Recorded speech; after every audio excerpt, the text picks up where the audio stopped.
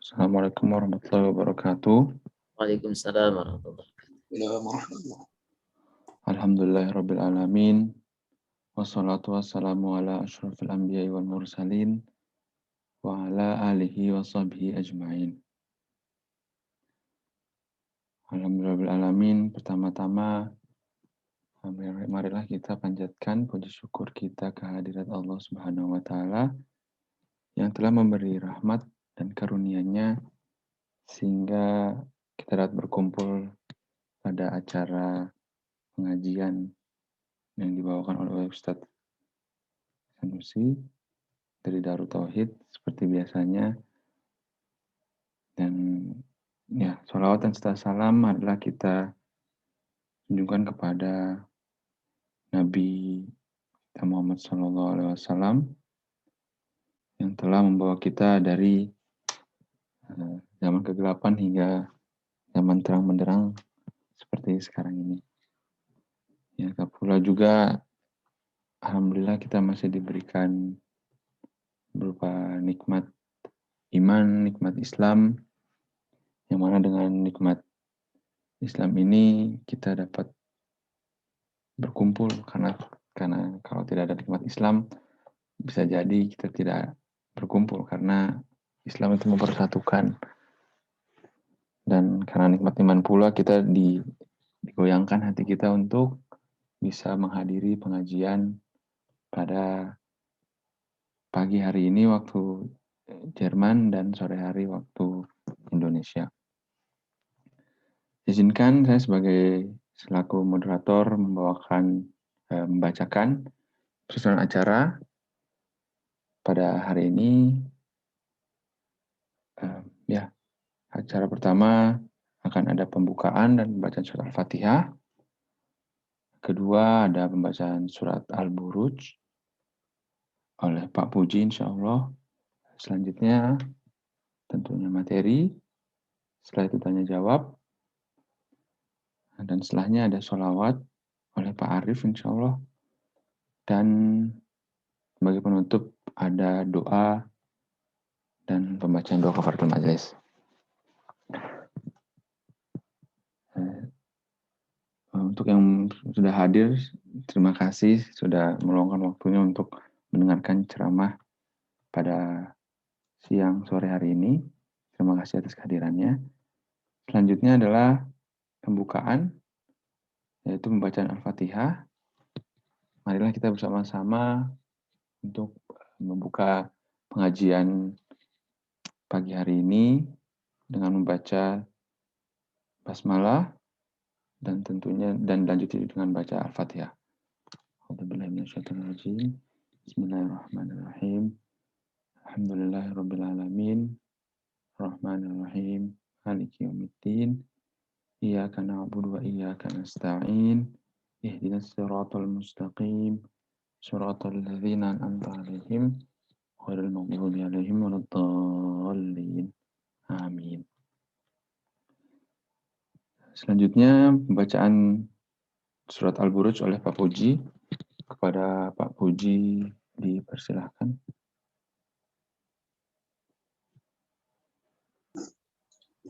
Ya, terima kasih Mas Ahmad. Assalamualaikum warahmatullahi wabarakatuh. A'udzu billahi minasyaitonir rajim. Bismillahirrahmanirrahim. Alhamdulillahirabbil alamin. Allahumma shalli ala Muhammad wa ala ali Muhammad. Allahumma la sahla illa ma ja'altahu sahla wa anta taj'alul hazna idza syi'ta sahla. Nah, seperti disampaikan ya, kita akan baca surat Al-Buruj, surat ke-85. Ini ada 22 ayat ya. Yang menarik adalah hampir di setiap akhir ayat ini ada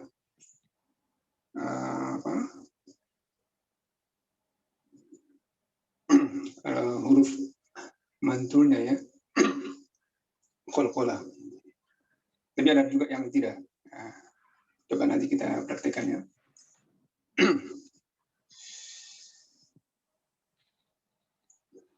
أعوذ بالله من الشيطان الرجيم. بسم الله الرحمن الرحيم. والسماء ذات البروج واليوم الموعود وشاهد ومشهود. قتل أصحاب الأخدود النار ذات الوقود إذ هم عليها قعود وهم على ما يفعلون بالمؤمنين شهود.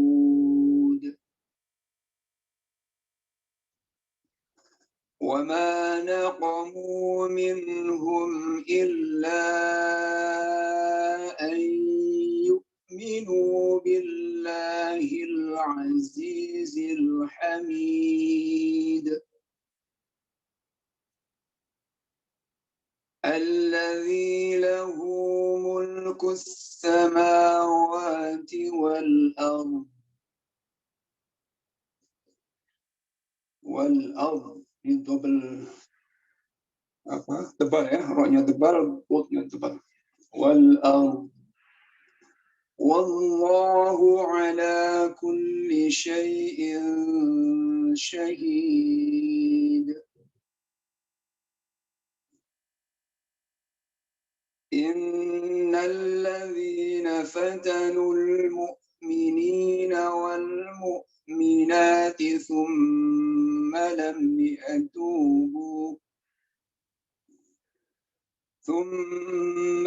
yatubu falahum adzabu jahannam wa lahum adzabul hariq.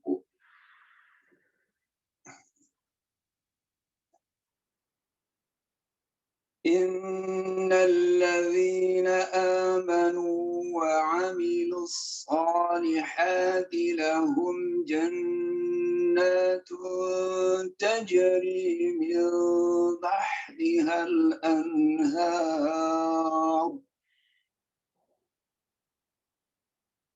Ini yang disukun ini dibaca tebal ya, karena huruf sebelumnya adalah berfathah.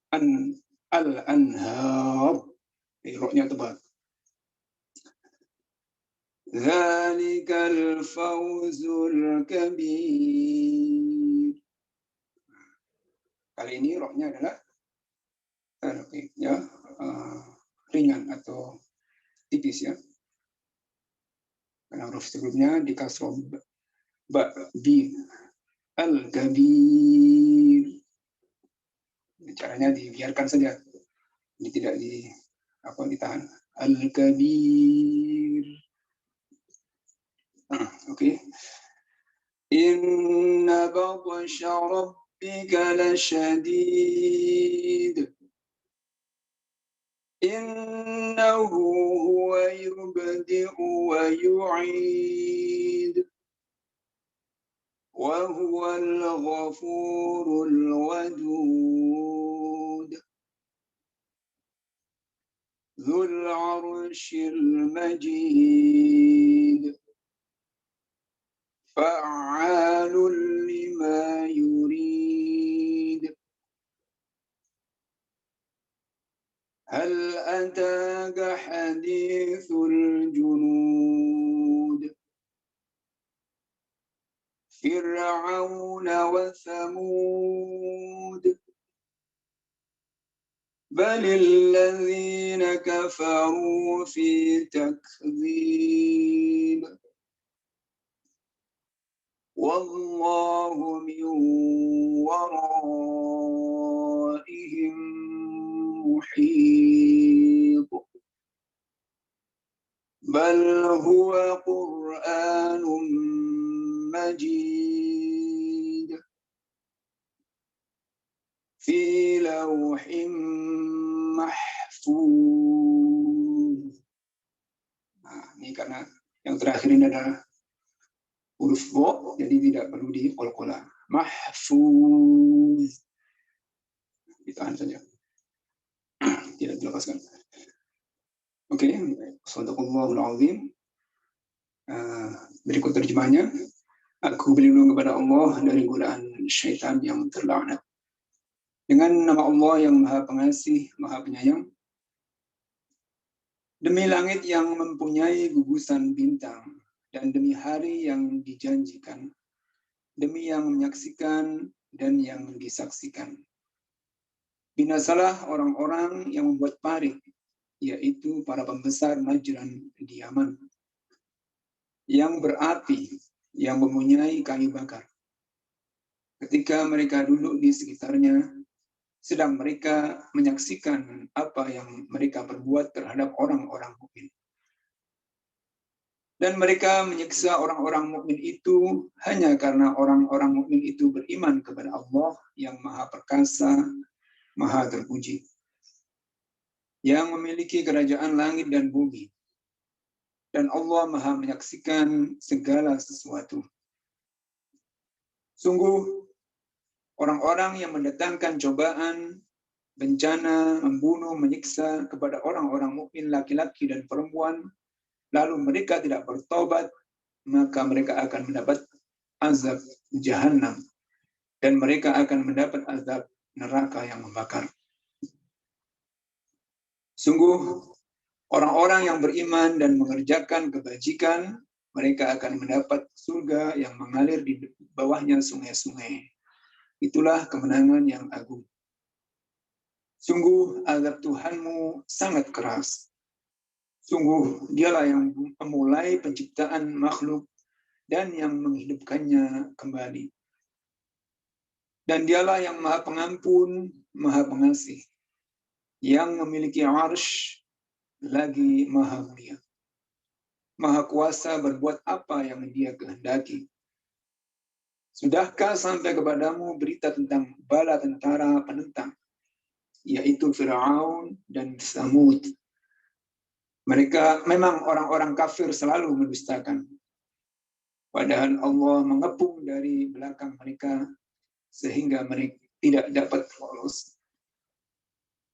Bahkan yang didustakan itu ialah Al-Quran yang mulia, yang tersimpan dalam tempatnya yang terjaga, Lauh Mahfuz. Maha benar Allah dengan segala firman-Nya. Assalamualaikum warahmatullahi wabarakatuh. Waalaikumsalam warahmatullahi wabarakatuh. Terima kasih kepada Pak Puji yang telah membacakan surat Al-Buruj beserta artinya. Selanjutnya adalah penyampaian materi oleh Ustadz Haris Sanusi. Kepada Ustadz Haris Sanusi dipersilahkan.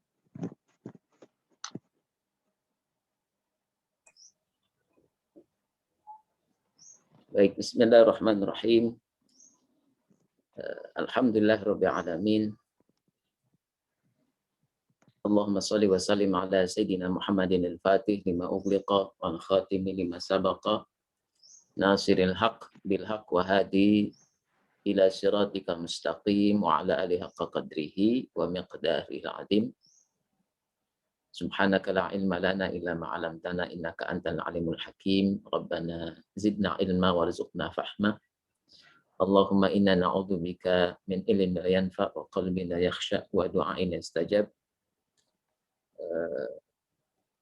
Saudara kaum muslimin rahimakumullah, keluarga besar Muslim Bremen yang dirahmati Allah Subhanahu wa taala, nuhaikum jami'an di Islam. Assalamualaikum warahmatullahi wabarakatuh. Waalaikumsalam. Mudah-mudahan Allah Subhanahu wa taala memberikan kepada kita semua dan keluarga keberkahan di bulan Sya'ban dan insya Allah mengantarkan kita ke dalam bulan suci Ramadan. Bang Ahmad, suara saya terdengar dengan jelas? Dengar. Oh, dengar ya, alhamdulillah. Alhamdulillah wa syukurillah, Sya'ban punya makna bercabang-cabang. Apanya yang bercabang? Bercabang-cabangnya kebaikan. Maka di bulan Sya'ban, para alim ulama memperbanyak amal soleh di bulan ini. Dan karenanya juga bulan ini adalah bulan di mana amal kita dilaporkan dalam periodisasi setahun. Dan itu terjadi di bulan Sya'ban. Maka satu kali seorang remaja pemuda Usama bin Zaid radhiyallahu anhu bertanya kepada Rasulullah SAW, ya Rasulullah, kenapa engkau senantiasa berpuasa di bulan Sya'ban ini lebih banyak dibanding bulan-bulan yang lain? Apa jawab Rasulullah SAW? Dia menyampaikan kepada Usama, wahai Usama, bahwa Allah Subhanahu wa taala itu mendapatkan laporan amal kita selama setahun dilaporkan di bulan Sya'ban, dan aku menyukai apabila amalku dilaporkan di bulan Sya'ban selama setahun, maka aku dalam keadaan berpuasa. Dan memang Sayyidatina Aisyah radhiyallahu anha meriwayatkan juga bahwa di bulan Sya'ban ini Rasulullah SAW banyak sekali berpuasa dari bulan-bulan yang lainnya. Dan tentunya yang paling banyak adalah bulan suci Ramadan. Maka kita ada di pertengahan bulan Sya'ban. Jadi sahabat kaum muslimin rahimakumullah, kalau kita punya manajemen waktu dalam skala tahunan, manajemen waktu dalam skala bulanan, mingguan, bahkan harian, maka kita bisa melakukan satu sunnah, satu panduan manajemen waktu dalam amaliyah kita, dalam kita berbekal untuk kehidupan akhirat kita, sebagaimana dicontohkan Rasul Muhammad SAW, yaitu periodisasi amal itu terjadi di bulan pertama adalah bulan Ramadan, dan bulan ke-12-nya adalah bulan Sya'ban. Jadi kalau ada tahun pajak, periodisasi orang membayar pajak 31 Maret. 31 Maret periodisasi orang bayar pajak, tahun pajak. Ada juga tahun Hijriah dari Muharram sampai Dzulhijjah, ada tahun Masehi dari Januari sampai Desember, atau pembukuan satu perusahaan. Nah, kalau mengacu kepada hadis Rasulullah SAW terkait dengan bagaimana kita mengevaluasi amal soleh kita selama satu tahun, maka periodisasinya adalah dari bulan suci Ramadan dan berakhir di bulan Sya'ban. Maka sahabat semua, kaum muslimin rahimakumullah, saya secara pribadi melakukan evaluasi amal yang dilakukan selama setahun di bulan ini. Jadi di bulan inilah waktu mengevaluasi apa yang sudah dilakukan selama setahun, dari Ramadan sampai bulan Sya'ban ini. Nanti ketika masuk bulan Ramadan, Masya Allah, bulan yang mulia, bulan yang agung, itulah saatnya ketika kita sedang berpuasa, ketika kita sedang memperbanyak zikir, ketika kita memperbanyak sedekah, ketika kita melakukan iktikaf, membaca Al-Quran, dan pada yang saat sama, kita melakukan doa-doa, menuliskan rencana-rencana baik di tahun berikutnya.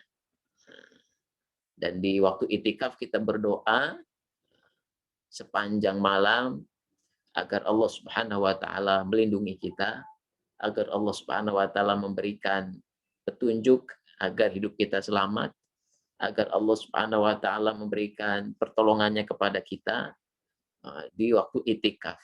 Sehingga energi, kekuatan yang kita dapatkan di dalam bulan Ramadan itu menjadi tenaga luar biasa yang memberikan kita kekuatan untuk beramal soleh. Setelah Ramadan, Syawal, Dzulqa'dah, Dzulhijjah, Muharram, seterusnya. Dan di bulan Sya'ban kita melakukan evaluasi kembali. Sebagaimana Rasulullah SAW menyatakan bahwa dalam skala tahunan, di bulan Sya'ban lah para malaikat Allah Subhanahu wa taala melaporkan amal soleh kita. Dan tentunya kita semua berdoa kepada Allah Jalla Jalaluh, mudah-mudahan kebaikan yang dilakukan lebih banyak dari keburukan yang dilakukan. Sebagaimana di surat Al-Qari'ah, "Aman thaqulat mawazinuhu fahuwa fi 'ishatir radiyah." Barang siapa yang lebih berat timbangan kebaikannya, dialah orang-orang yang berbahagia. Wa man khaffat mawazinuhu, barang siapa yang ternyata keburukannya lebih berat, lebih besar dibanding kebaikannya, maka dia orang yang celaka, dia orang yang merugi. Tentu sahabat semua, pelaporan amal soleh yang dilakukan juga terjadi dalam skala harian. Baik itu pagi dan sore hari dilaporkan oleh malaikat kepada Allah Jalla Jalaluh. Juga dalam periodisasi pekanan juga dilaporkan. Masya Allah. Bagaimana Rasulullah SAW memberikan bimbingan bagi kita, bagaimana kita betul-betul sadar terkait dengan waktu yang kita jalani. Nah, sahabat kaum muslimin, rahimakumullah, kita sampai kepada pasal berikutnya dari kitab Al-Hikam. Sebelumnya mari kita sama-sama membaca suratul Fatihah. Mudah-mudahan Allah Jalla Jalaluh memberikan keberkahan dalam kehidupan kita, keberkahan kepada kehidupan orang tua kita, keberkahan pada kehidupan keluarga kita, juga guru-guru kita, dan kaum muslimin secara umum senantiasa ada dalam keberkahan. Ala hadhihi niyatul salih. Al-Fatihah. A'udzu billahi minasyaitonir rajim. Bismillahirrahmanirrahim.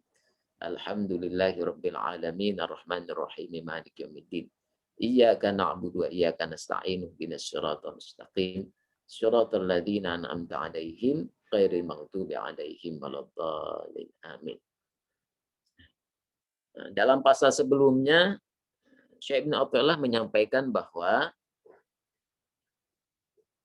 ragam jenis amal yang dilakukan oleh manusia berasal dari ragam kondisi jiwa manusia. Jadi warna-warni jiwa manusia, keadaan jiwa manusia, atau yang disebut dengan ahwal atau hal jiwa manusia, yang menyebabkan setiap orang itu bergerak melakukan amal yang begitu banyak ragamnya. Nah, dalam pasal berikut ini, Syekh Ibnu Athaillah, mudah-mudahan Allah merahmatinya, menyampaikan kepada kita semua tentang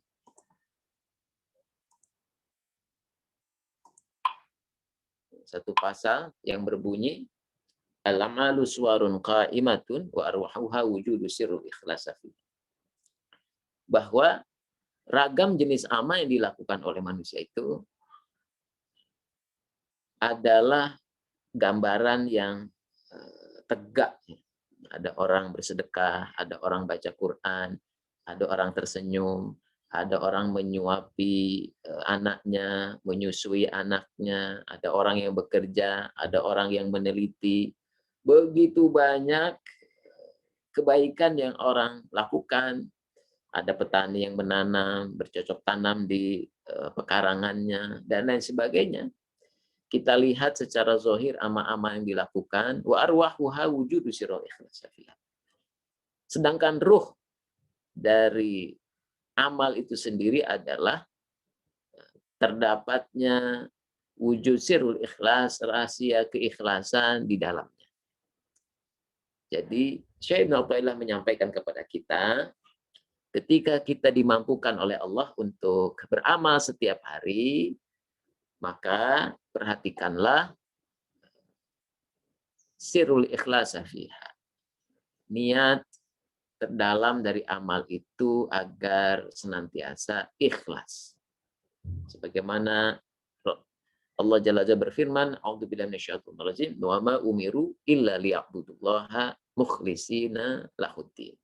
Dan tidaklah kami memerintahkan kepada kalian kecuali untuk mengikhlaskan segala apapun yang kita lakukan dalam melakukan semua perintah-perintah Allah dan tuntunan Rasul Muhammad SAW. Al-ikhlas sebagaimana yang terdapat dalam surat di dalam Al-Quran, di surat yang tidak ada kata ikhlasnya. Bismillahirrahmanirrahim. Qul huwallahu ahad, Allahus samad, lam yalid walam yulad walam yakul lahu kufuwan ahad. Katakanlah dialah Allah yang ahad, Allah tempat segala bergantung. Tidak ada satupun makhluk Allah Subhanahu wa taala kecuali adalah genggaman Allah, kecuali ada dalam pengaturan Allah, sehingga semua makhluk yang kita lihat itu terwujud karena memang Allah yang maha mewujudkannya. Lam yalid walam yulad, tidak beranak dan tidak diperanakan, walam yakul lahu kufuwan ahad, dan tidak ada satupun yang menyamainya. Laisa kamitslihi syai'un. Allah tidak semisal dengan apapun saja. Maka Syekh Ibnu Athaillah menyampaikan kepada kita pentingnya keikhlasan. Al-ikhlas min thamarati tauhid khalis. Ikhlas itu adalah buah dari keyakinan seseorang kepada Allah Subhanahu wa taala, bahwa ketika ia melakukan sesuatu pasti Allah membalasnya. Pasti Allah menghitung kebaikannya. Pasti Allah memberikan perlindungan kepadanya. Dan karena keyakinan tauhid seseorang dalam mengabdi kepada Allah Subhanahu wa taala, maka ia betul-betul fokus dengan itu. Fokus membenahi niat atas setiap ragam amal yang dilakukannya. Maka ketika seseorang punya niat selain billah, fillah, lillah, dimulai dengan melakukan amal karena merasa diawasi dan ditatap oleh Allah, juga melakukan amal karena memang itu adalah perintah Allah Subhanahu wa taala, itu merupakan izin dan kehendak Allah Subhanahu wa taala, dan lillah ia tujukan amal itu semata-mata karena Allah Subhanahu wa taala. Dan sahabat kaum muslimin rahimakumullah, Allah setiap saat, setiap waktu memberikan kepada kita rahmat. Rahmat Allah dan juga fadilah Allah. Karunia-Nya kepada kita setiap waktu, setiap saat. Nafas yang kita hirup, jantung yang berdetak, darah yang mengalir, otot yang kita gunakan setiap hari, sendi-sendi yang membuat kita bisa bergerak dengan dinamis, keseimbangan pada tubuh kita. Juga Allah titipkan kepada kita kemampuan idrak, kemampuan untuk memahami sesuatu, menganalisa sesuatu, mempertimbangkan sesuatu, memikirkan sesuatu, mengambil satu keputusan. Dan Allah juga memudahkan kita dalam menjemput rizki kita. Masya Allah. Itulah rahmat dan fadilah Allah yang terus-menerus menghampiri kita. Allah menyempurnakan nikmatnya kepada kita. Setiap hari, kulla yaumin huwa fi sya'an. Dialah Allah setiap hari yang sibuk memberikan nikmat kepada seluruh makhluknya. Sedangkan apa yang kita lakukan untuk Allah Jalla Jalaluh hanya satu, yaitu ikhlas. Menjalani hidup ini dengan keikhlasan. Billah, fillah, lillah. Maka keikhlasan inilah yang menjadikan kehidupan seseorang menjadi baik dan terus menjadi lebih baik. Maka Rasulullah SAW menyampaikan dalam satu hadis yang mulia, "Man kanat ad-dunya himmah." Barang siapa dunia menjadi himmah, jadi obsesinya, sesuatu yang ia pikirkan saban hari, setiap waktu. Jadi yang dia pikirkan dunia saja. Farakallahu alaihi amrahu. Maka Allah akan mencerai-beraikan urusan. Wa ja'ala faqra baina ainaihi, dan dijadikan kefakiran di antara dua matanya. Kita bisa menyaksikan manusia itu mengejar dunia, memikirkan dunia saban hari, dan dia mendapatkan apa yang dia inginkan, sesuai dengan apa yang Allah takdirkan. Namun yang terjadi, apakah dia puas? Apakah ia bahagia? Apakah ia menjadi tenang? Yang terjadi adalah Allah Jalla Jalaluh wa ja'ala faqra baina ainaihi, dijadikan kefakiran dalam di antara kedua matanya. Ia merasakan ketidakpuasan. Dia merasakan kehampaan. Seharusnya ia merasakan nikmat berkelimpahan, justru yang terjadi adalah scarcity mentality. Mental selalu kurang, selalu tidak cukup, tidak tentram, tidak damai. Walam ya'ti minad dunya illa ma katabalahu, dan dia tidak akan kepadanya dunia itu sedikit pun dari dunia, kecuali memang apa yang Allah telah tetapkan untuknya, telah ditakdirkan untuknya.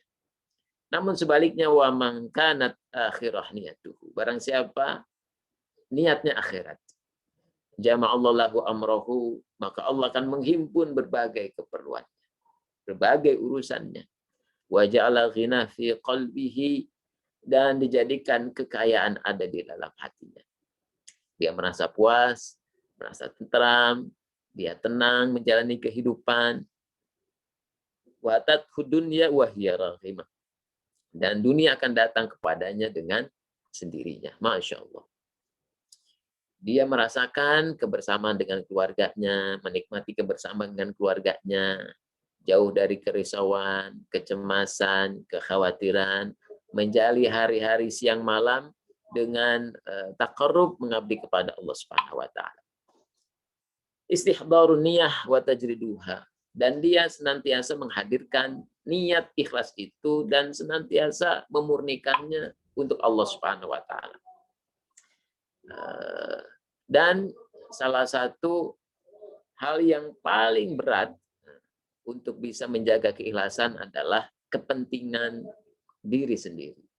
Ego yang ada pada diri manusia, itulah yang menghambat seseorang untuk mengikhlaskan semua aktivitasnya hanya untuk Allah Subhanahu wa taala. Maka sahabat semua, mari kita sama-sama berlatih untuk berniat dalam sekecil apapun yang kita lakukan. Bahkan ada seorang sahabat yang tali sendalnya putus.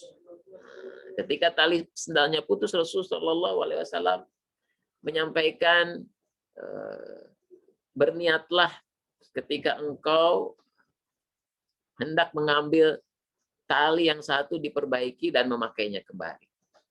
Maka sahabat bertanya, ya Rasulullah, apakah untuk hal yang sederhana itu kita perlu niat? Iya, demikianlah Rasulullah mengajarkan bahwa mulailah berlatih, berniat sekecil apapun yang kita lakukan hanya karena Allah Subhanahu wa taala.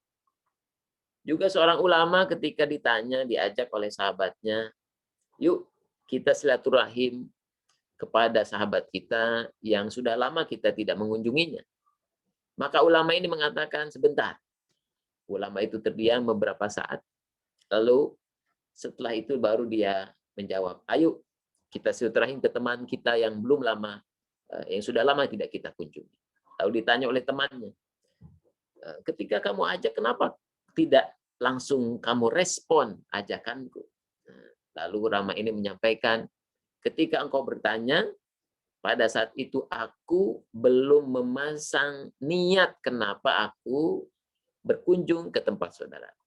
Maka setelah aku memasang niat bahwa kunjungan silaturahmi ini karena Allah Subhanahu wa taala, maka aku memberikan jawaban atas ajakanmu tadi. Masya Allah.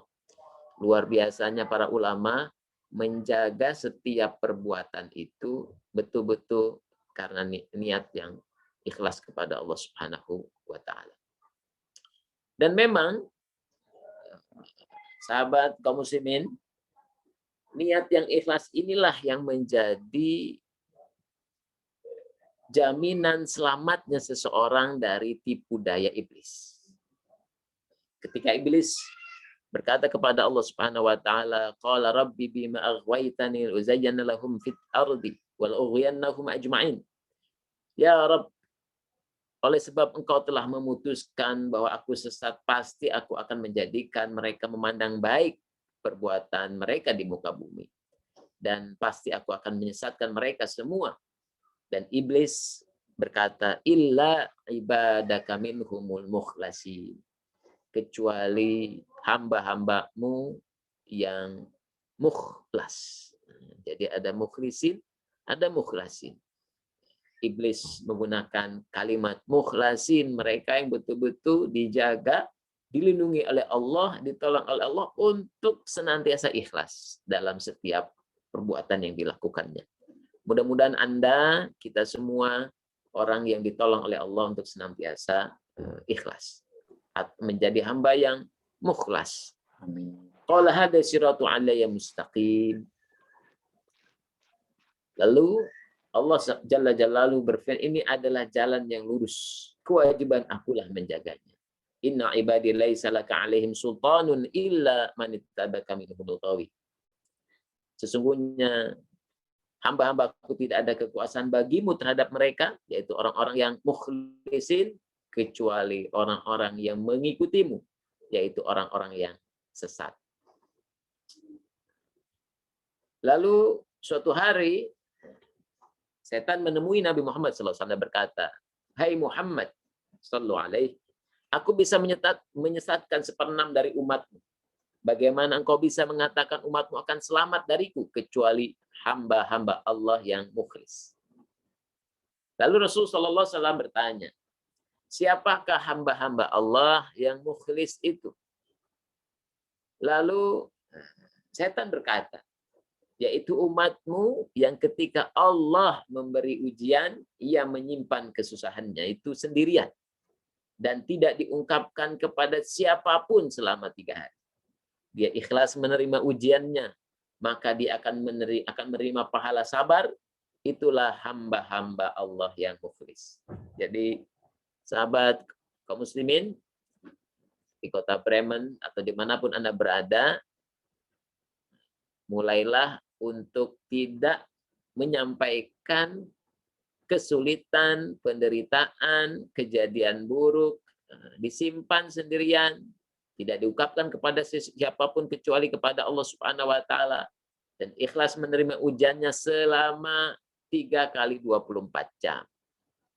Maka Allah catat ia menjadi dapatkan pahala sabar dan dicatat sebagai hamba-hamba Allah ikhlas. Jadi misalkan kalau dompet hilang, suatu saat misalkan kita kehilangan dompet. Nah, jangan dulu pulang cerita sama istri, sama keluarga, simpen dompet hilang. Baru setelah 3 hari, baru bilang kepada keluarga, Ma, Pa, mau cerita nih. Cerita apa? Dompet hilang. Hah, dompet hilang? Kapan hilangnya?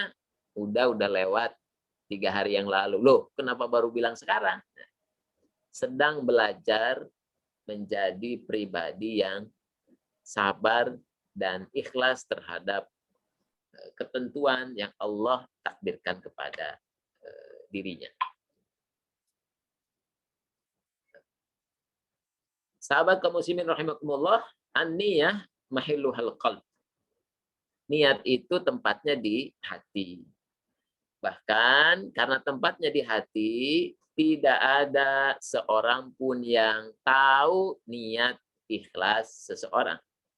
Tidak ada yang tahu apakah seseorang melakukan perbuatan itu dengan ikhlas atau tidak, kecuali Allah Jalla Jalaluhu.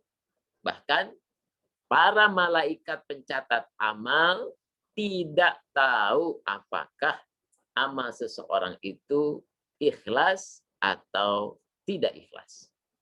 Ia tersembunyi di dalam kolbu terdalam setiap manusia. Maka menjaga hati adalah urusan yang paling penting, dan itu disepakati oleh para alim ulama, karena hatilah tempat niat amal itu dihitung, dilihat oleh Allah Subhanahu wa taala. Innallaha la yanzuru ila suwarikum wa ajsamikum walakinnallaha yanzuru ila qulubikum wa a'malikum. Allah tidak melihat kepada bentuk amal itu, tetapi Allah melihat kepada hati, tempat niat berasal dari amal itu dan amalnya. Dan amal yang kita lakukan itu akan dibalas sesuai dengan maksud tujuannya. Maka dari sini para ulama menyampaikan, ketika kita melakukan satu amal, mulailah memperbanyak maksud-maksud dari amal itu. Contohnya, kalau kita berangkat ke masjid, maka niatkan dengan niat yang banyak. 1, saya ingin berniat memakmurkan rumah Allah. 2, saya berniat untuk sholat sunnah di sana. 3, saya ingin sholat sunnah, tidak hanya 1, bisa jadi sholat sunnah wudhu, sholat sunnah tahiyatul masjid, sholat sunnah rawatib. 4, insya Allah saya akan bersedekah di masjid. Yang kelima, saya akan menyapa, mengucapkan salam kepada siapapun yang saya temui di masjid. Yang keenam, saya akan duduk di baris terdepan di belakang imam, karena itu tempat yang paling terbaik. 7, saya akan membaca Quran di dalamnya. 8, setelah berzikir, saya akan berzikir setelah sholat dengan zikir yang saya tentukan. Berikutnya saya akan bertegur sapa dengan orang-orang yang ada di masjid. Jadi ketika Anda berangkat ke masjid untuk melakukan sholat 5 waktu, maka seorang yang cerdas dalam niatnya, dia melakukan banyak niat dalam amal yang dilakukan. Masya Allah. Maka sahabat semua yang dirahmati Allah Subhanahu wa taala, kita mendengar satu hadis yang menurut Sayyidatina Aisyah radhiyallahu anha dia bernilai sepertiga hadis dari yang beliau Sayyidatina Aisyah radhiyallahu anha hafal, yaitu hadis yang ada dalam kitab Arba'in An-Nawawiyah, hadis yang pertama. An Amirul Mukminin Abi Hafsin Umar bin Khattab radhiyallahu anhu qala sami'tu Rasulullah sallallahu alaihi wasallam yaqul, dari Amir Mukminin Abu Hafsah Umar bin Khattab, dia berkata, aku mendengar Rasul sallallahu alaihi wasallam bersabda, innamal a'malu binniyat. Semua amal tergantung niatnya. Wa innamal likulli imri'in ma nawa. Dan setiap orang akan memperoleh sesuai apa yang ia niatkan. Faman kana hijratuhu ila Allah wa rasulih, fa hijratuhu ila Allah wa rasulih. Barang siapa yang berhijrah kepada Allah dan Rasulnya, hijrahnya ia sampai kepada Allah dan Rasulnya. Wa man kana hijratuhu lidunya yusibuha wa imra'atin yankihuha fa hijratuhu ila ma hajara ilaih.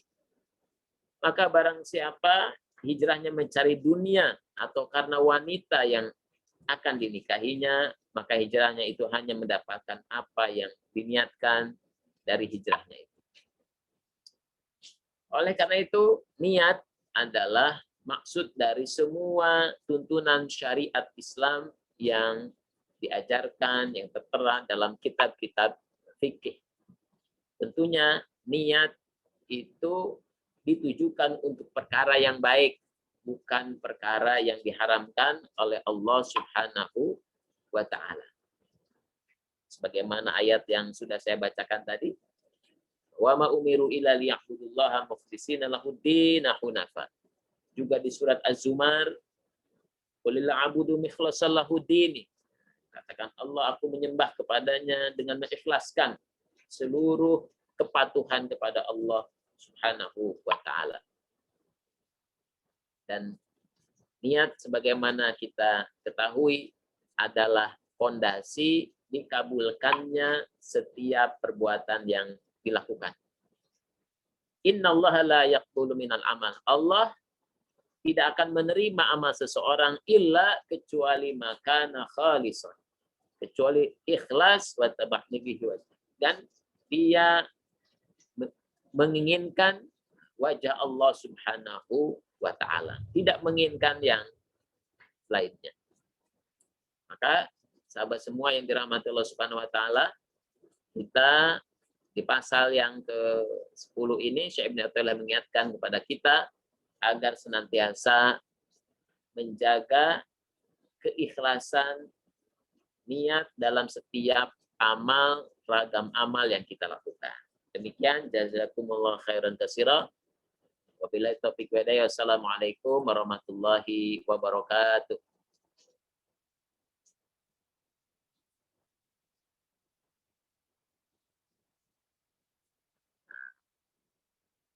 Mic-nya belum dibuka, Bang Ahmad. Oh ya, mohon maaf.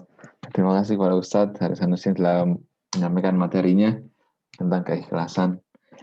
Insya Allah apa yang kita dapat tentang ikhlas kita terapkan di setiap sudut, setiap aktivitas kita, baik yang kecil maupun yang besar, baik yang sulit maupun yang mudah. Karena nggak ada niat, nggak ada ganjaran. Itu. Bang Ahmad, alhamdulillah nih di Jakarta Selatan sedang hujan. Alhamdulillah itu bagian Hujan deras, luar biasa. Jadi kondisinya sore-sore hujan nyaman nih. Tinggal nambahin kopi anget dan ubi jalar nih. Indomie rebus mungkin Ustadz ya. Iya. Terima kasih sekali lagi kepada Ustadz telah menyampaikan materinya. Acara selanjutnya adalah sesi tanya jawab. Bagi kakak-kakak, mas-mas, mbak-mbak, ibu-ibu, bapak-bapak sekalian, jikalau ada pertanyaan, bisa langsung di chat atau langsung bersuara saja. Langsung menanyakan.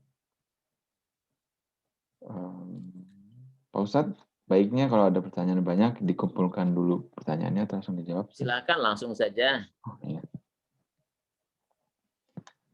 Mbak siapa tadi angkat tangan? Mbak Ibu Wijaya Sekar. Oh, Ibu Wijaya Sekar. Silahkan Ibu Wijaya, Bu Sekar. Jika ada pertanyaan, bisa langsung ditanyakan atau misalkan bisa di chat juga. Saya bacakan.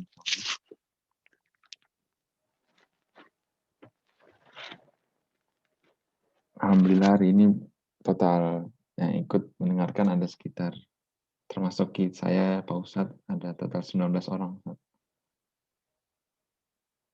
Cukup banyak, alhamdulillah.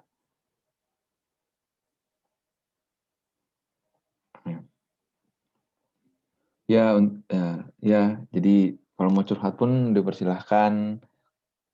Nanti ada respon soal Ustadz dengan respon Islami, insya Allah. Bertanya silahkan, curhat silahkan. Mbak Maimun juga tuh raise hand. Sebentar saya ambilkan earphone karena hujannya deras, jadi suara titik-titik hujannya terdengar. Jadi pause. Oke. Dari saudara, sudah terdengar Ustaz? Tes. Sudah terdengar? 1, 2, 3.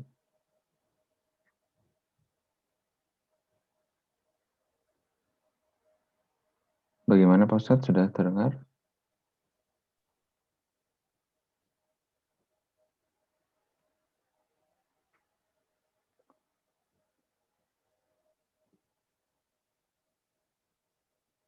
Oh ya, Ini ada pertanyaan pertama Pak dari Dedi Sasmita.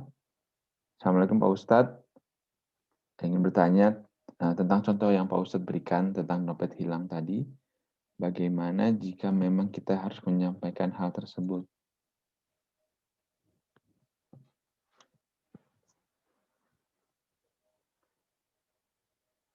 Baik.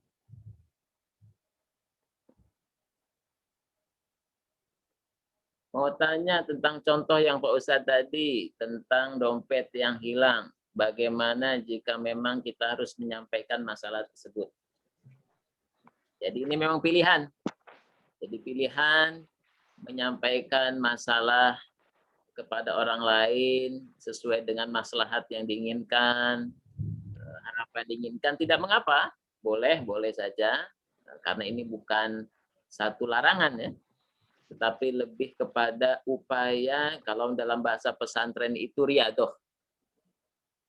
Latihan untuk kitmanul musibah. Menyembunyikan musibah yang menimpa kita.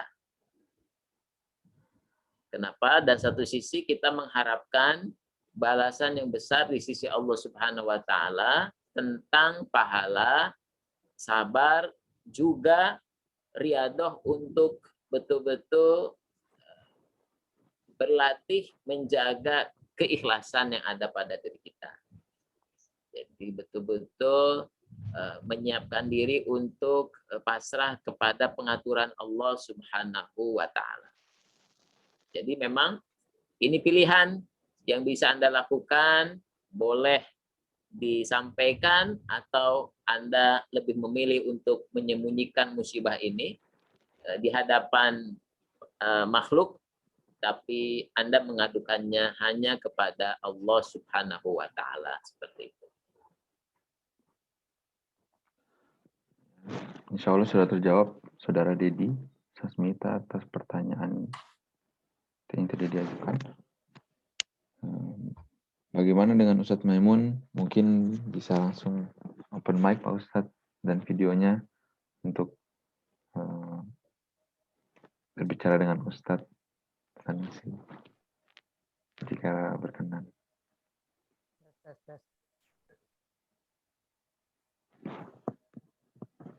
Tes sudah terdengar Pak? Ya terdengar.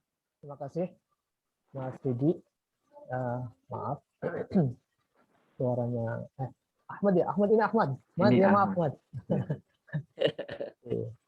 Silakan, mohon maaf suaranya agak parau. Kalau saya mendengar tadi penjelasannya tentang keikhlasan itu,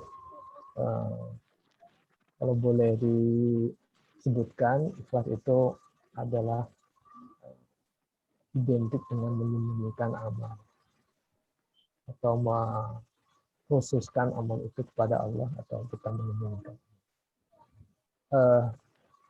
Kalau menzuhirkan amal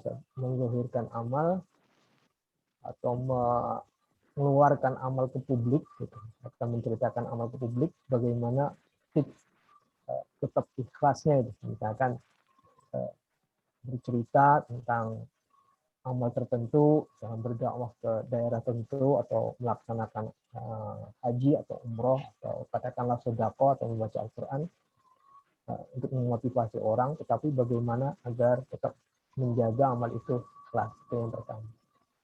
Kemudian kedua, kalau seandainya ini seorang beramal, kemudian dia tidak ikhlas, apakah amal itu hilang atau gimana, Ustaz? Ataukah cukup kita beristighfar, kemudian ria itu hilang, amalnya tetap, atau gimana, Ustaz? Itu gimana agar amal itu tetap atau amal itu sampai ketika kita ternyata ria? Terima kasih, Ustaz.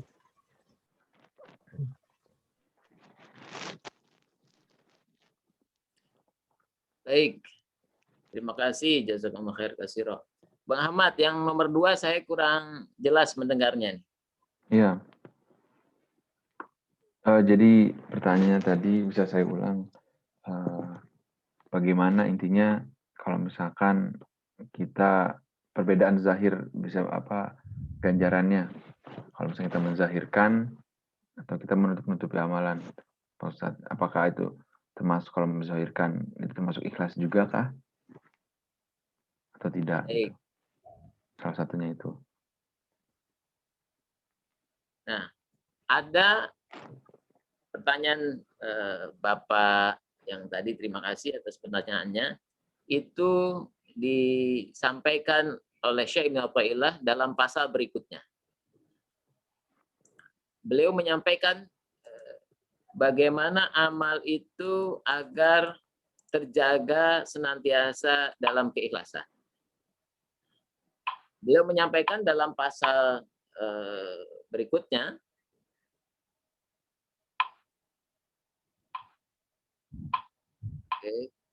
nah, idfan wujudaka fi ardin khumul fama nabata mimma lam yudfan la yatimma nataiju. Tanam wujud kamu dalam bumi yang tersembunyi, karena yang tumbuh dari sesuatu yang tidak ditanam itu tidak sempurna hasilnya. Jadi cara seseorang untuk bisa senantiasa menjaga ikhlasnya adalah melakukan sebanyak-banyaknya amal perbuatan yang tersembunyi, tidak diketahui oleh siapapun kecuali dirinya. Dan inilah salah satu upaya untuk menjaga ikhlas. Sehingga ikhlas itu adalah perkara hati, dan orang yang melakukannya itu punya rasa. Jadi orang itu punya rasa pada saat mana ia ikhlas, pada saat mana ia minta dihargai, minta dipuji, minta diperhatikan, minta dibalas budi, dan lain sebagainya. Jadi orang itu bisa merasakan kondisi apakah ia ikhlas atau sebenarnya dia mencari perhatian, penghargaan, balasan dari makhluk walaupun kecil. Maka Syekh Ibnu Athaillah menyampaikan bagaimana caranya. Caranya lakukanlah, tanamlah amal itu dalam-dalam sebelum dizohirkan. Sama seperti seperti orang menguburkan jenazah di dalam liang lahat, nggak kelihatan. Seperti itulah kita menguburkan amal-amal kebaikan yang kita lakukan. Menyembunyikan amal-amal yang kita lakukan. Maka kita sangat mendapatkan contoh teladan dari para tabi'in, dari para sahabat, bagaimana mereka menyembunyikan amal mereka. Kita ketahui riwayat Imam Zainal Abidin melakukannya. Kita tahu riwayat bagaimana Imam Ali bin Abi Thalib melakukannya. Memberikan gandum kepada seorang nenek di Madinah yang tidak punya keluarga, setiap hari di waktu malam menyimpan gandum itu di depan pintu rumah nenek itu, seketika pagi hari ia dapatkan. Dan budaya ini, tradisi ini menjadi tradisi kekhalifahan Turki Utsmani, di mana tetangga mendapatkan di pagi hari ada makanan, ada sesuatu yang disimpan di depan pintu rumah mereka dan mereka ambil itu. Dan itulah cara kaum muslimin menjadikan budaya idfan wujudaka fi ardil khumul. Tanamlah wujud perbuatan yang kita lakukan itu di ardil khumul, di bawah tanah, tersembunyi. Jadi kalau kita terbiasa melakukan sholat misalkan, yang memang itu dilihat oleh banyak orang, sholat rawatib, maka Anda bisa memperbanyak sholat sunnah di rumah. Kalau di masjid Anda melakukannya sehari bisa sampai misalkan 10 rakaat sholat sunnah, maka Anda bisa melakukan lebih banyak lagi di rumah Anda. Tidak diketahui bahkan oleh istri dan anak-anak Anda. Ketika Anda bersedekah pun demikian. Ketika sedekah dalam rangka tadi sebagai bentuk rasa syukur, menyampaikannya kepada orang lain, pada saat yang sama Anda bisa bersedekah lebih banyak tanpa diketahui orang lain dari siapa sedekah itu berasal. Jadi Syekh Ibnu Athaillah menyampaikan bagaimana kita terbiasa menyembunyikan diri, sengaja menyembunyikan diri. Contohnya ada seorang guru yang saya kenal, beliau punya banyak anak, seorang kiai di Jakarta. Adab yang beliau contohkan adalah kiai yang amat terkenal, sudah almarhum. Kalau kiai ini diundang menjadi khotib Jumat, maka dia datang lebih awal. Jadi kiai ini datang lebih awal karena sesuai dengan sunnah Rasulullah SAW. Dan kiai ini justru duduk tidak di depan. Dia duduk katakanlah di tengah atau agak ke belakang. Sehingga orang tidak mengenalnya. Tidak memakai atribut yang menyangka orang ini seorang alim, seorang alamah. Karena kiai ini luar biasa, punya pondok pesantren tahfiz, sudah hafiz, dan anak-anak beliau hafiz Quran. Baru setelah azan berkumandang, ketika khotib naik ke mimbar, maka kiai ini berdiri dan maju ke depan untuk menjalankan khutbah Jumat. Dan itu dilakukan oleh kiai ini. Dalam setiap kali ia datang ke masjid yang mengundangnya khutbah Jumat. Sehingga itulah adab orang-orang yang menyembunyikan amalnya di hadapan orang lain dengan berbagai macam cara. Nah, itulah tips dari Syekh Ibnu Athaillah agar kita terbiasa menyembunyikan amal kita. Memiliki sebanyak-banyaknya amal rahasia yang kita berdoa kepada Allah, mudah-mudahan amal itu amal yang diterima, amal yang ikhlas dan diridhoi oleh Allah Subhanahu wa taala. Itu tipsnya tadi ya dari Syekh Ibnu Athaillah. Maka Bapak Ibu semua yang dirahmati Allah Subhanahu wa taala, Syekh Ibnu Athaillah menyampaikan tips tadi bagaimana kita melakukan ketawaduan. Menyimpan amal sama seperti menyimpan jenazah di dalam liang lahat. Kenapa?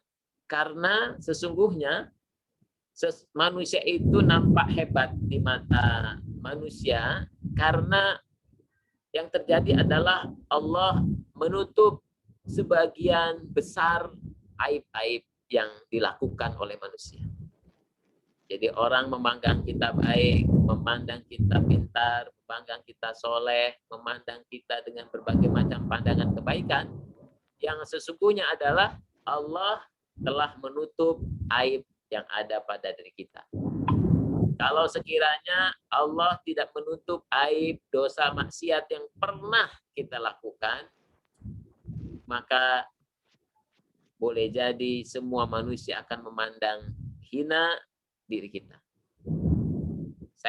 Sayyidatina Ali bin Abi Thalib menyampaikan seberat-berat dosa adalah dosa yang dianggap ringan oleh pelakunya.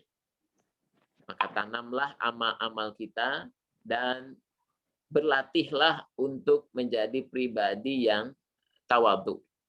Sebagaimana hadis Rasulullah SAW, man tawaddu'a lillah rafa'ahullah.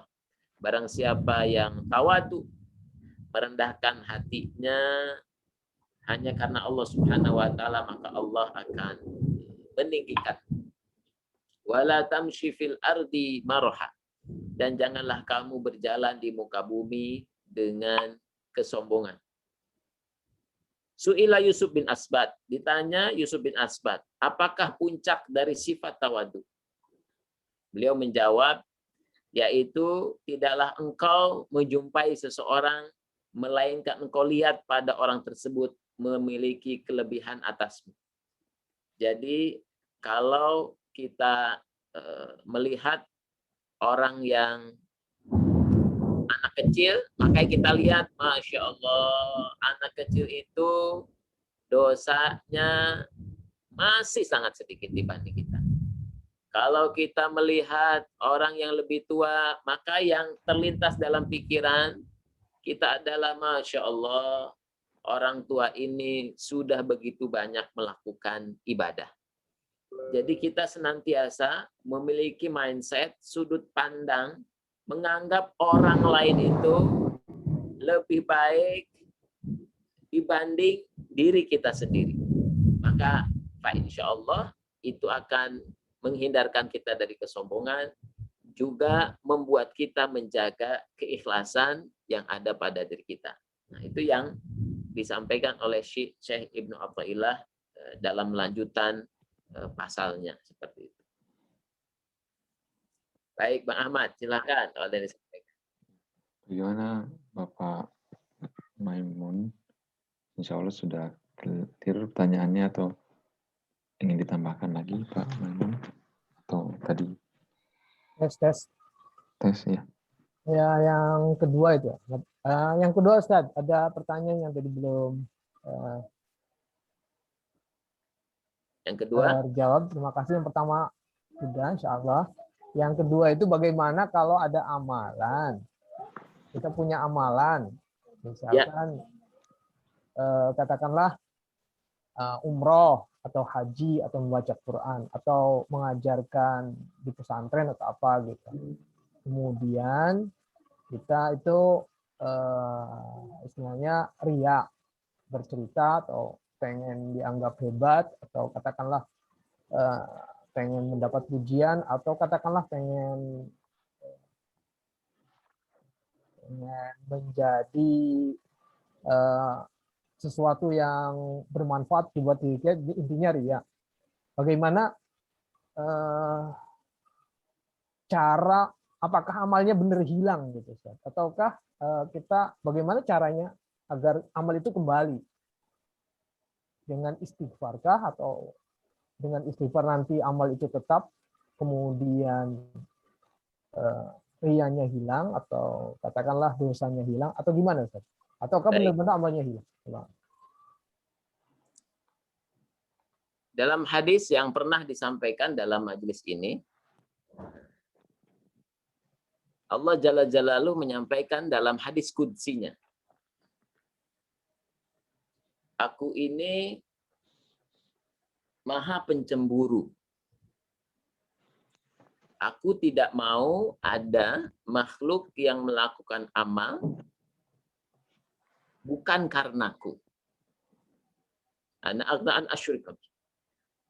Maka aku akan berikan amal itu untuk sesuai dengan niat syirik yang dia tujukan kepada selain Allah Subhanahu wa taala. Jadi Allah itu hanya menerima betul-betul amal mukhlisina lahuddin.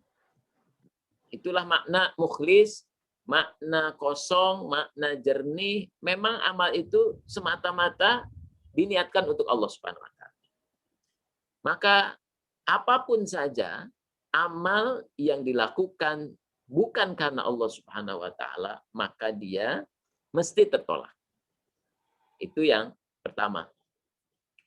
Yang kedua, apakah amal yang dilakukan dengan riya, katakanlah seperti itu, apakah ia akan menerima akibat-akibat keduniaan dalam arti balasan-balasan keduniaan sesuai dengan amalnya? Para ulama menyampaikan ia akan mendapatkan sesuai dengan kadar amalnya. Tetapi dimensinya hanya mendapatkan amal untuk dunianya. Jadi kalau katakanlah seseorang sederhananya menghafal Quran, oke, sesuatu yang luar biasa baik, luar biasa mulia, ia menghafal Quran. Lalu ia ulang tuh menghafal Qurannya dengan niat riyaknya itu dihafalkan. Diulang sekali, 20 kali, 40 kali, 100 kali. Kalau sudah diulang nih satu ayat, 100 kali sampai 200 kali, insya Allah hafal. Maka orang itu akan mendapatkan hafalannya. Kenapa? Karena usahanya. Namun, ia tidak mendapatkan balasan pahala di akhiratnya. Allah menolak apa yang ia menghafal Quran karena bukan ditujukan karena Allah Subhanahu wa taala. Maka amal itu menjadi hilang. Menjadi tertolak. Maka oleh karena itu, para ulama menyampaikan kalau sekiranya aku mampu beramal sedikit saja dan ikhlas, niscaya itu akan cukup menyelamatkan aku di akhirat kelak. Karena memang betul-betul memurnikan amal ikhlas karena Allah Subhanahu wa taala perkara yang sangat agung, perkara yang sangat mulia. Maka tidak mengungkapkan apa yang kebaikan yang kita lakukan adalah upaya untuk menyembunyikan, menyimpan, menutup rapat-rapat amal yang kita lakukan. Lalu apa juga efeknya di yaumil akhir? Di yaumil akhir ada orang yang mendapatkan balasan di sisi Allah Subhanahu wa taala. Dia mendapatkan balasan yang luar biasa besarnya. Lalu ia bertanya kepada Allah Jalla Jalaluhu, kok pahala saya mendapatkan seperti ini, sedangkan yang lain lebih besar? Maka Allah Subhanahu wa taala menyampaikan kepada hamba ini di yaumil akhir, orang ini melakukan amal tetapi ia tidak mengharapkan balasan di dunia. Dia hanya mengharapkan balasan akhirat. Sedangkan kamu mendapatkan jatah dunianya dan kami juga memberikan jatah akhiratmu. Jadi Bapak Ibu semua yang dirahmati Allah Subhanahu wa taala, ketika kita beramal soleh di dunia, ada orang yang ingin mendapatkan jaza balasan di dunia dan itu sah-sah saja dan Allah akan memberikannya. Namun sahabat ini yang tertera dalam satu hadis menunjukkan bahwa balasan akhirat itu wal akhiratu khairun wa abqa. Balasan akhirat itu jauh lebih baik dan lebih kekal. Lalu ia di hadapan Allah Subhanahu wa taala menyampaikan penyesalannya. Sekiranya aku dulu beramal di dunia, aku tidak mengharapkan balasan apapun kecuali balasan kelak di yaumil akhir, di akhirat nanti. Makanya Bapak Ibu sekalian yang dirahmati Allah Subhanahu wa taala, itu tergantung pilihan kita. Ingin mendapatkan balasan duniawi, sah-sah saja. Dan ada orang yang memilih untuk menyerahkan semuanya kepada Allah Subhanahu wa taala dan menjalani kehidupannya sesuai dengan pengaturan Allah Subhanahu wa taala. Inna sholati wa nusuki wa mahyaya wa mamati lillahi rabbil alamin. Dia menjadi muslim yang kafah.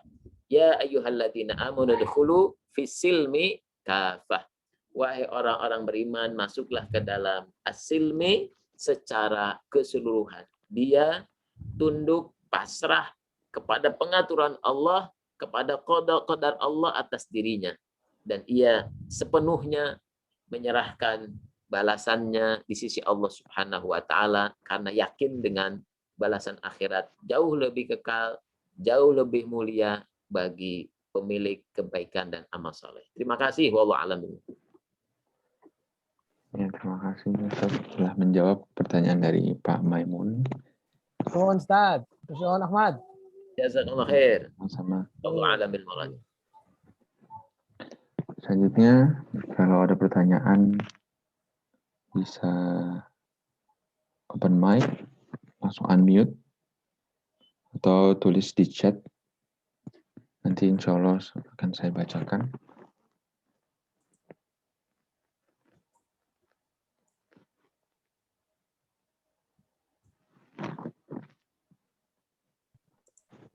Assalamualaikum Pak Ustadz, Mas Ahmad. Waalaikumsalam warahmatullahi wabarakatuh. Boleh saya tanya? Silakan, Tante. Tanya ya. Kan tadi kita kita sebaiknya setiap kita melakukan sesuatu harus berniat dulu. Kita ingat semua bahwa kita ada bahwa niatan kita akan apa yang akan kita lakukan mudah-mudahan atau inginnya nanti diridhoi oleh Allah Subhanahu wa taala. Begini. Kan saya bekerja langsung aja saya bekerja di supermarket, di bahasa Indonesianya supermarket, bahasa Jermannya supermarket ya. Saya bekerja di supermarket. Saya tahu 1 jam lagi saya itu akan bekerja. Kadang-kadang saya suka lupa, misalkan lagi terburu-buru atau banyak di rumah ada yang anak-anak yang ini itu mama itu, jadi saya lupa untuk mengucapkan niat bahwa saya akan bekerja, semoga bekerja saya mendapat ridho-Mu ya Allah. Saya selalu diusahakan selalu begitu kalau saya ingat. Kadang-kadang saya lupa ini Pak Ustadz, setelah dalam pekerjaan lagi asik ini, lagi sibuk, tahu-tahu di tengah pekerjaan itu saya ingat, aduh saya belum mengucapkan niat untuk bekerja hari ini untuk mendapat ridho-Mu.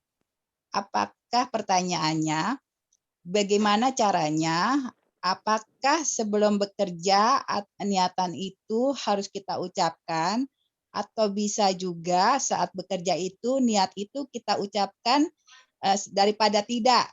Gimana sebaiknya Pak Ustadz? Mohon pencerahannya, terima kasih. Assalamualaikum. Waalaikumsalam warahmatullahi wabarakatuh. Aktivitas amal yang kita lakukan dengan niat itu karena kita ingin menjaga, melindungi amal itu untuk betul-betul sampai kepada Allah, diterima oleh Allah, diridhoi oleh Allah Subhanahu wa taala, dan sekaligus mudah-mudahan amal itu jadi jalan istiqomahnya kita dengan amal kebaikan yang dilakukan. Itu maksud dari niat dalam setiap amal yang kita lakukan sekecil apapun. Nah, lalu bagaimana ketika lupa dan kita mengisbat niat itu, mengucapkan niat itu di tengah amal yang kita lakukan.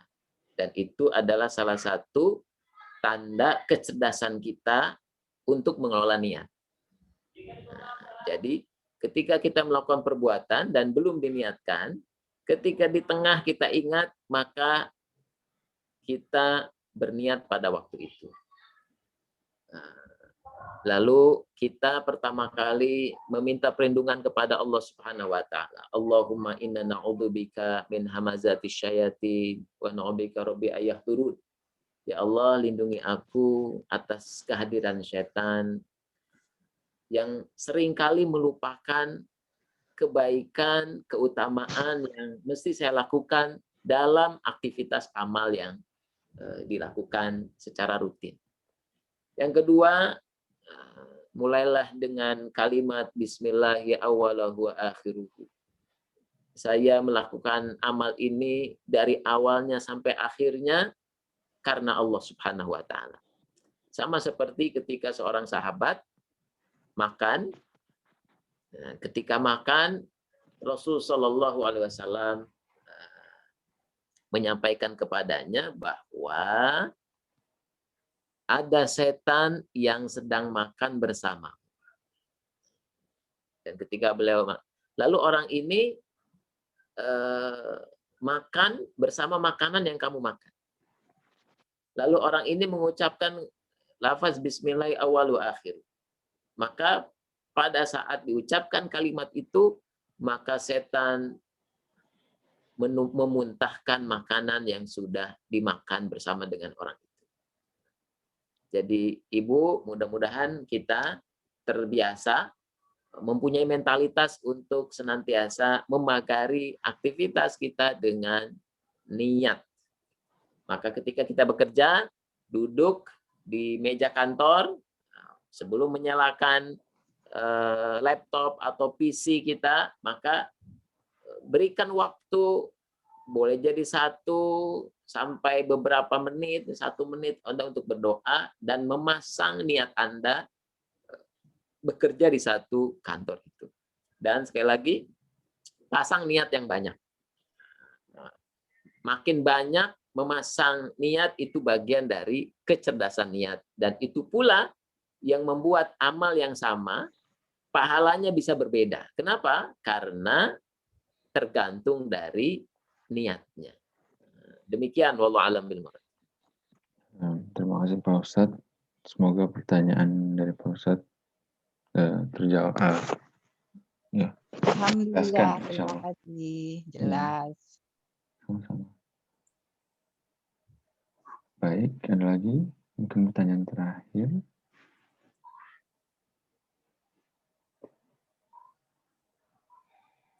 Baik, saya lanjutkan Bang Ahmad ya. Oh ya. Wa fawqa kulli dzi ilmin alim.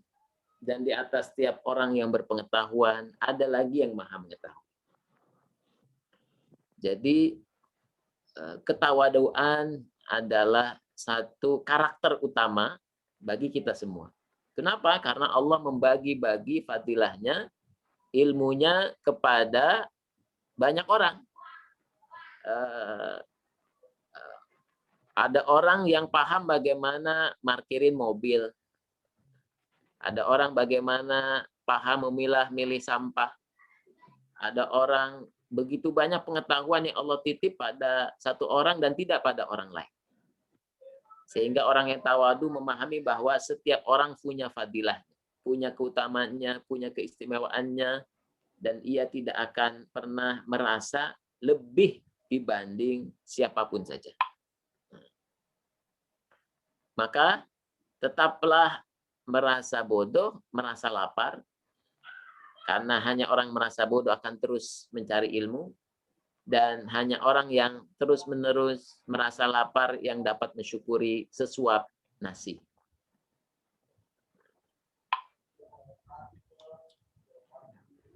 Telah sampai berita kepadaku bahwasanya para ulama dahulu, jika mereka menuntut ilmu, maka mereka mengamalkannya. Dan jika mereka beramal, maka mereka menjadi sibuk untuk beramal. Dan jika mereka sibuk, maka mereka tidak tampak.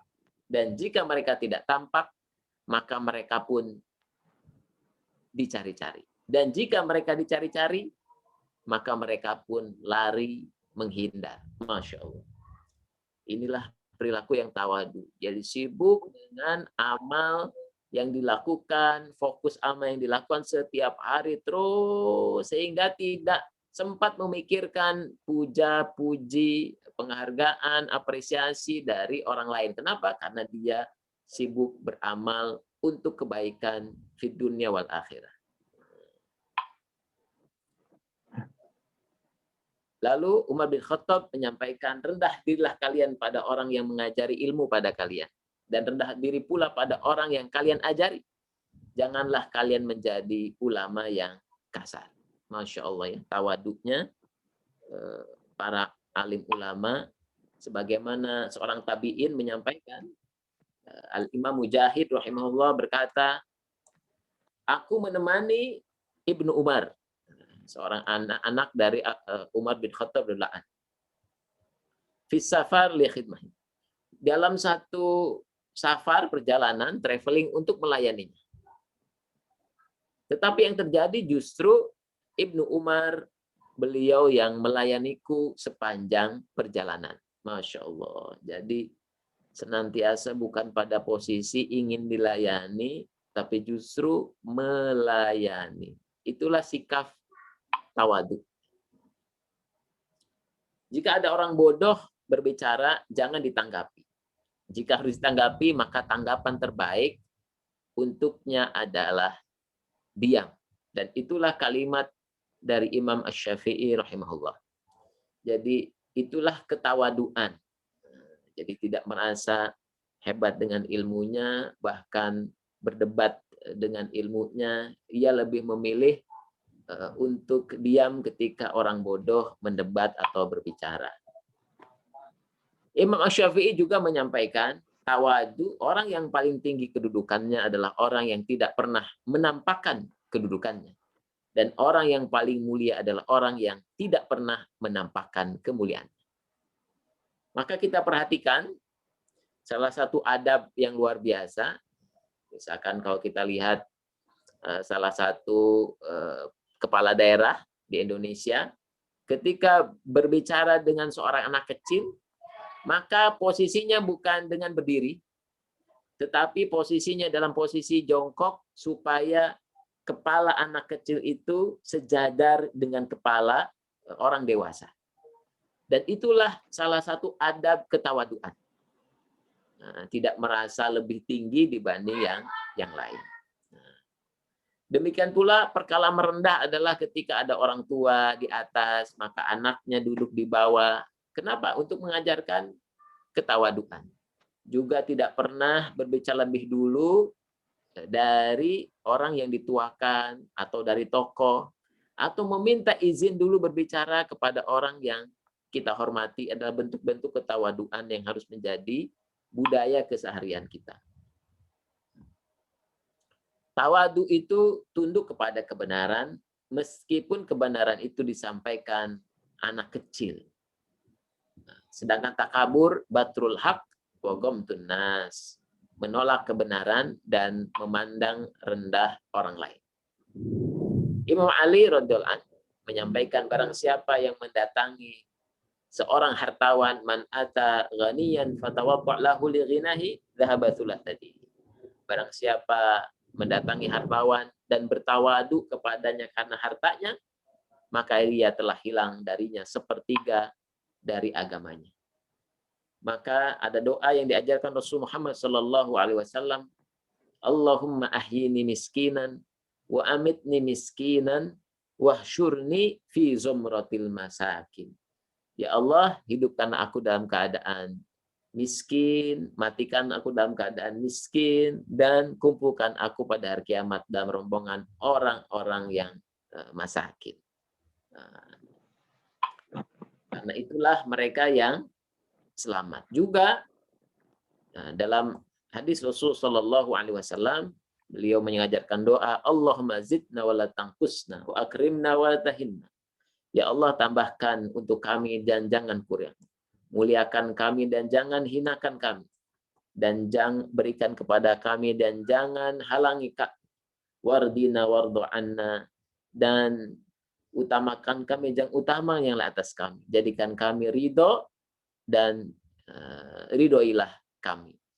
Itu ada doa yang disampaikan Rasul Muhammad SAW yang ditujukan kepada Allah Jalla Jalaluh untuk mendapatkan sekali lagi rahmat dan fadilah di sisi Allah Subhanahu wa taala dengan perilaku tawadu yang akan mengikat keikhlasan yang dilakukan oleh seseorang. Demikian Bang Ahmad. Jazakumullah khair. Ya Ustaz, terima kasih penyampaian materinya. Cara selanjutnya yaitu adalah pembacaan sholawat oleh Pak Arif.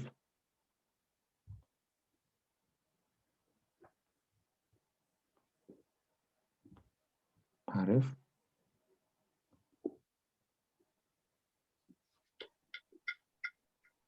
Nah, dilihat.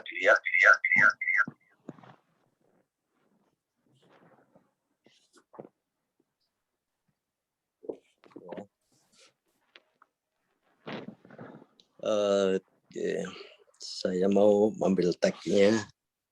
Bisa enggak ya? Tag-nya dari Pak Ais bisa di ini enggak ya tadi? Di-share.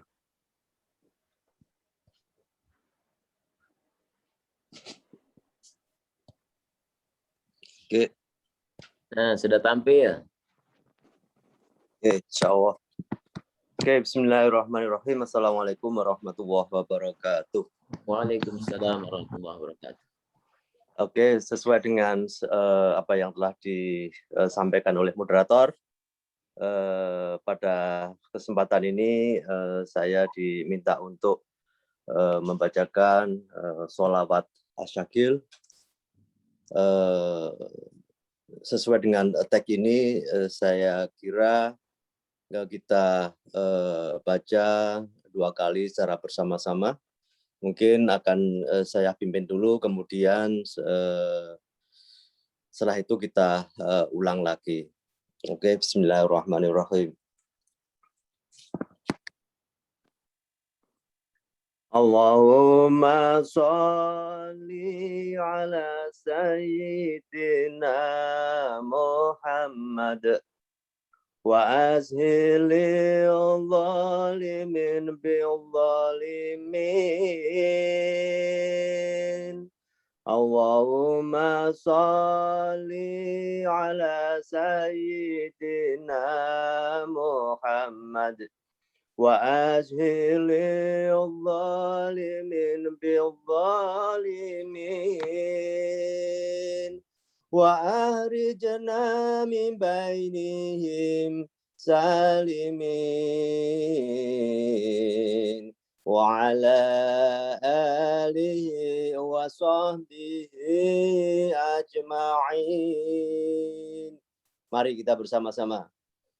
Allahumma sholli ala sayyidina Muhammad wa azhilil zalimin bil zalimin.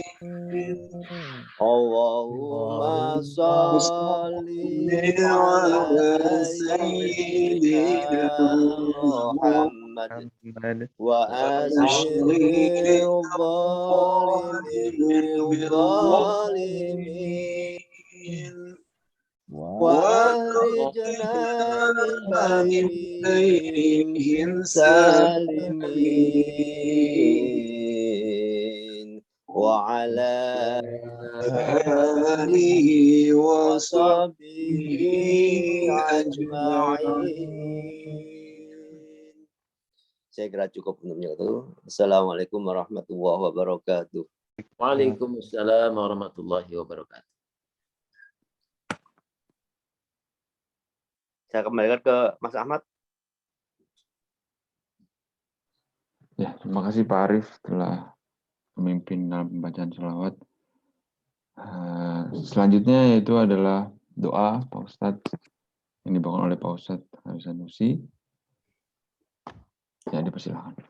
Bismillahirrahmanirrahim. Alhamdulillahirabbil alamin. Alhamdulillah ala kulli halin. Alhamdulillah bi kulli ni'matin tatimmus shalihat. Allahumma shalli wa sallim ala sayyidina Muhammadin al-Fatih lima ughliqa wa al-khatimi lima sabaqa nasiril haq bil haq wa hadi ila siratika mustaqim wa ala alihi haqqa qadrihi wa miqdarihi azim. Ya Ghafurur Rahim, ya Tawwabur Rahim. Doa ya Allah, ampuni segenap dosa maksiat yang kami lakukan. Doa ya Allah, hapuskan kesalahan-kesalahan kami. Sungguh kami menyadari bahwa orang-orang terdekat kami, orang-orang memandang kami baik, berbuat baik, penuh kebaikan, semata-mata karena sesungguhnya Engkau telah menutupi aib, dosa, maksiat, dan kesalahan yang kami lakukan, ya Allah. Doa ya Allah, ampuni dosa kami yang pernah kami lakukan, baik terang-terangan maupun sembunyi-sembunyi, ya Allah. Doa ya Allah, tutup pintu maksiat dan dosa pada diri kami, ya Allah. Maafkan kesalahan-kesalahan kami, ya Allah.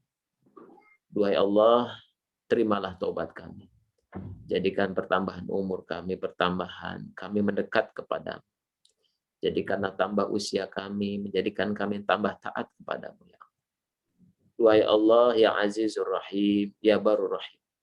Duhai Allah yang maha mulia, muliakan kami dengan keindahan nama-nama-Mu, ya Allah. Muliakan kami dengan iman kepadamu, ya Allah. Muliakan kami yang menjadi hamba yang senantiasa berpasrah terhadap tuntunan-Mu, ya Allah. Duhai Allah, jadikan kami orang-orang senantiasa mampu berbuat baik, ya Allah. Duhai Allah, limpahkan kebaikan dari sisi-Mu, ya Allah. Deraskan kebaikan atas diri kami, ya Allah. Jadikan orang-orang di sekeliling kami merasakan kebaikan yang Kau titipkan kepada kami, ya Allah. Duhai Allah, bahagiakan kami ketika kami melakukan kebaikan yang Kau titipkan kepada kami, ya Allah. Duhai Allah, ya Ra'ufur Rahim, jadikan kami berbahagia karena Engkau titipkan kebaikan pada diri kami, ya Allah. Istiqomahkan kami berbuat baik, ya Allah. Duhai Allah, kami meyakini balasan yang sempurna di sisi-Mu di dunia wal akhirah atas kebaikan yang kami lakukan, ya Allah, karena izin. Dan ya Allah, terimalah semua kebaikan yang kami lakukan. Terimalah ketaatan yang kami lakukan. Itu semua karena kuasa-Mu, ya Allah. Itu semua karena kehendak-Mu, ya Allah. Itu semua berasal dari kekuatan dan pertolongan-Mu, ya Allah. Duhai Allah, jadikan kami hamba-hamba-Mu yang mensyukuri atas apapun nikmat yang Engkau berikan kepada kami. Jadikan kami hamba-hamba-Mu yang sabar atas semua ujian yang Engkau takdirkan kepada diri kami, ya Allah. Duhai Allah yang Maha Pengasih lagi Maha Penyayang, anugerahkan kepada kami takwa, ya Allah. Kewaspadaan untuk senantiasa mengikhlaskan setiap perbuatan kami hanya karena-Mu, ya Allah. Duhai Allah, jadikan kami orang senantiasa menyandarkan semua urusan kami kepada kesempurnaan pengaturan-Mu, ya Allah. Allahumma inna nas'aluka ridhoka wa jannah wa na'udzubika min sakhatika wa. Duhai Allah, berkahi rumah tangga kami, ya Allah. Duhai Allah, lindungi kami, ya Allah, dari segala macam bara bahaya, wabah, musibah, fitnah, ya Allah. Rabbana atina fid dunya hasanah wa fil akhirati hasanah wa qina adzabannar. Duhai Allah, berkahi kami di bulan Sya'ban ini dan sampaikan kami ke dalam bulan suci Ramadan.